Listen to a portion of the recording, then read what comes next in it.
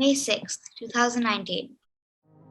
Now, it must be made known. These are not the words of a conspiracist, but an empiricist. These are not the words of a poet, but a scientist. These are not the words of one scientist or one government, but of 150 scientists from 50 governments, who for 3 years systematically analysed 15,000 scientific sources and summarised direct threat.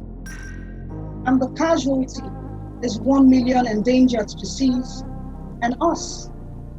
The scientists say nature is declining globally at rates unprecedented in human history, and the rate of species extinctions is accelerating, with grave impacts on people around the world now likely. We are eroding the very foundations of our economies, livelihoods, food security, health and quality of life worldwide. The essential interconnected web of life on Earth is getting smaller and increasingly frayed. This loss is a direct result of human activity and constitutes a direct threat to human well-being in all regions of the world. Direct threat. And the casualty is us. We are also the perpetrator. Perpetrator and victims. It is an uneasy paradox. Suicidal. Self-sabotaging. Self-harming in more ways than a poet can name. 1 week later, May 14th, 2019. Carbon dioxide in the atmosphere reached an all-time high, 415 parts per million. Highest in recorded history. 415 is the most dangerous number. Humans have never tried to survive, never hoped for life to thrive in these carbon-heavy conditions. Before the Industrial Revolution, 280 parts per million. That's a 130 parts per million rise. We need a new kind of revolution that will keep us alive. It will be bound, gagged, lobbied, locked, controlled and blocked by business as usual. $200 million spent every year by 5 oil and gas companies alone. To seduce us with same. But don't worry, be happy. But same is game, over and out. Self-interest. Self-centered. Status quo. Our dying words, our extinction words. The end of an era. even individuals is an outdated illusion. If we are to survive, we must learn to think like a planet.